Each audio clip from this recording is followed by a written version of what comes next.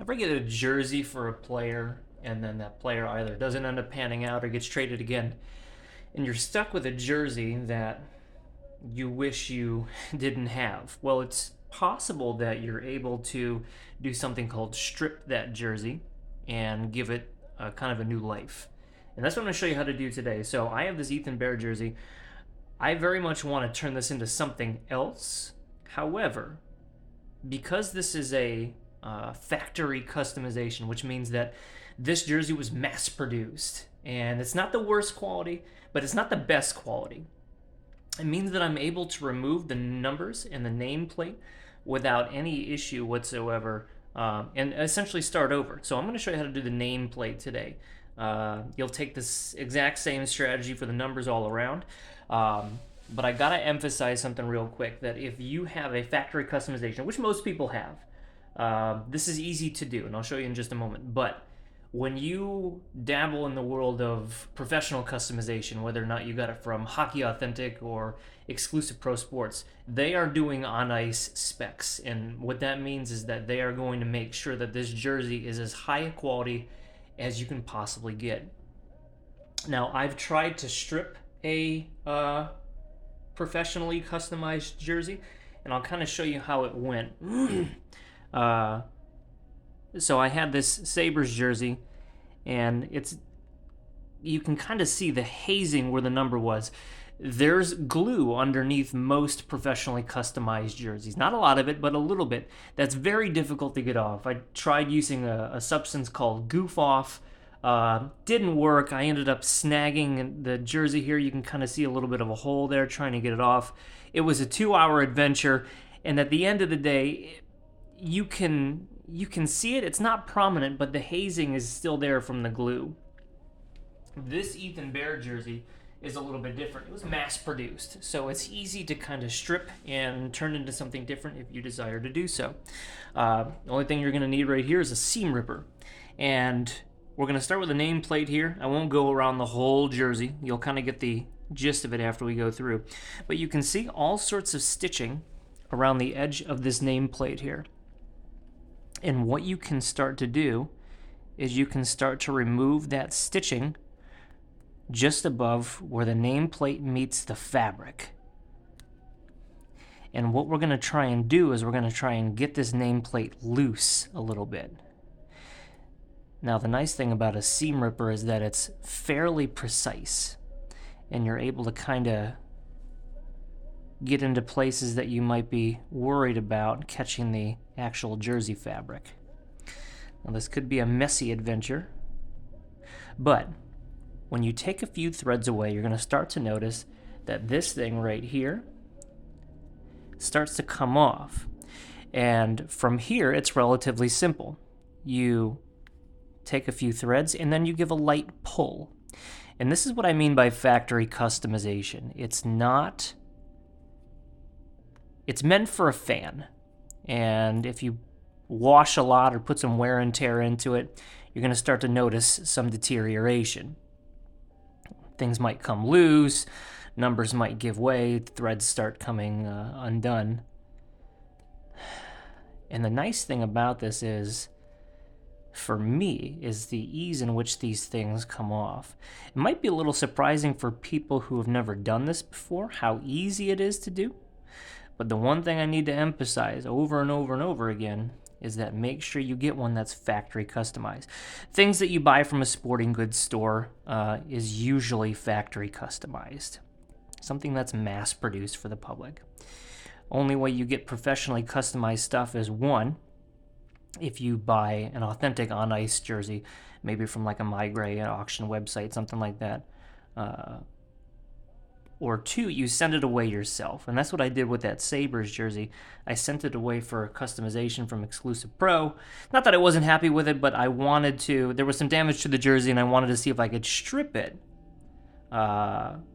being a factory customization jersey.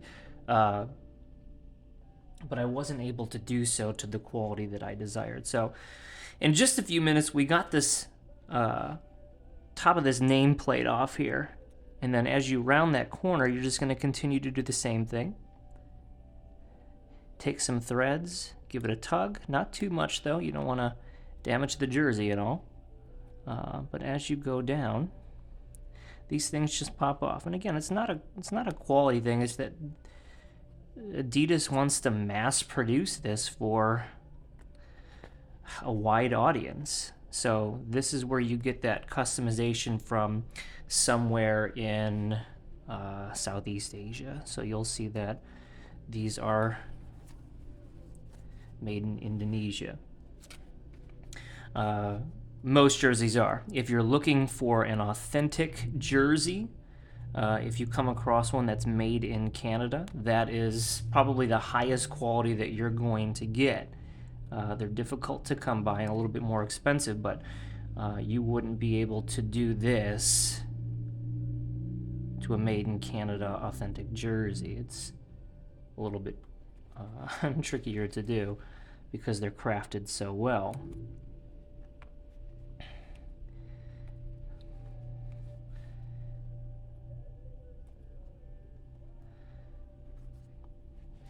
The nice thing about this one is how easy it comes up, and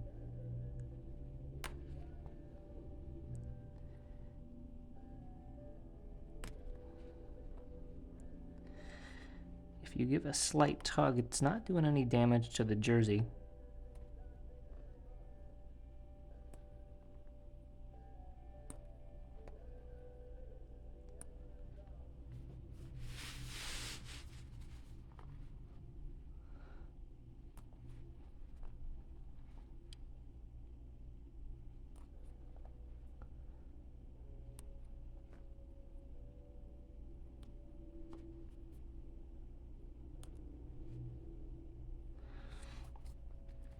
Alright, as we round around the corner here in the last of it, what you do with your nameplate after this is completely up to you.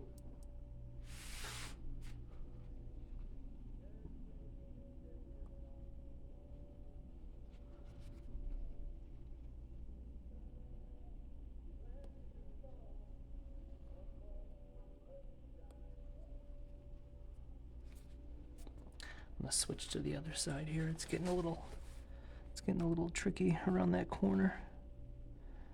And don't be afraid to do that if you find yourself hitting a bit of a snag. It does happen from time to time.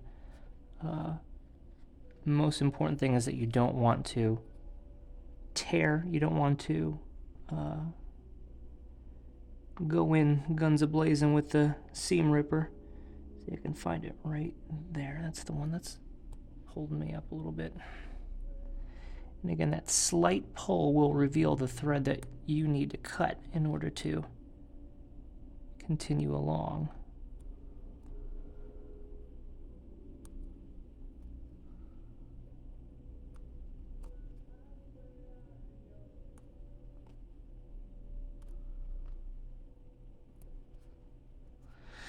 Now the hardest part here is sometimes the corners get stuck.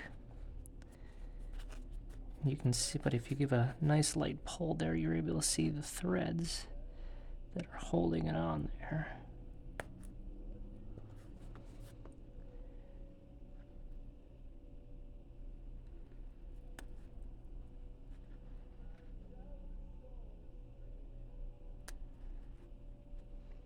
You can see it's kind of getting messy here a little bit. But when all is said and done, you're left with a nameplate that comes off easily. Now the most important thing here is to kind of go through and collect those loose threads. Now some of them are not going to come off, and that's okay. I'll show you what we can do in the end here to get those things off. Right, so what I'm going to do is I'm going to flip this jersey inside out. I'm going to see what the other side looks like.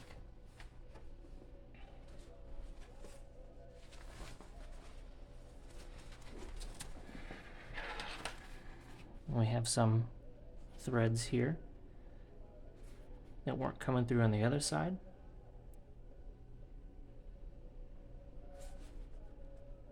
We'll gather everything here. Now, if you plan on getting this customized again, and you're worried that it's not going to look right, or you're going to be able to see the outline of where the nameplate was, if you think about it, you have a new nameplate going on at some point. So it's going to cover up what you originally had.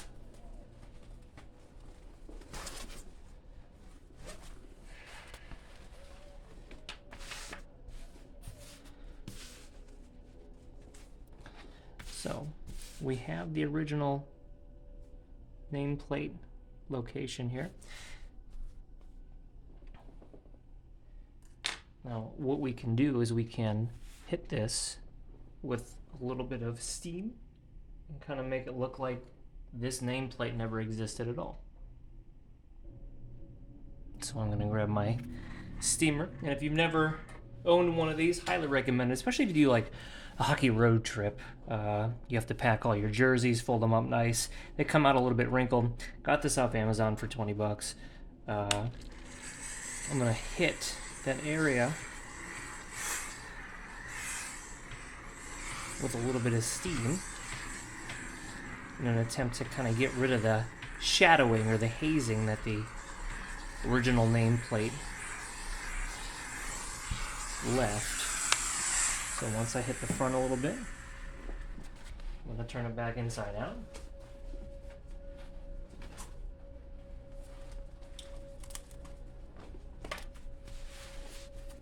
I'm going to hit the opposite side here. And I'm not going to go through all the numbers and things like that, but you're going to see, if you, as long as you use that same method of going around the outside of the numbers, just like we did the nameplate, you're going to find that it's going to just peel right off without any issue. I hit the back side with a little bit of steam. Now I plan on getting this customized again with something a little bit different. So like I mentioned before, you have a jersey with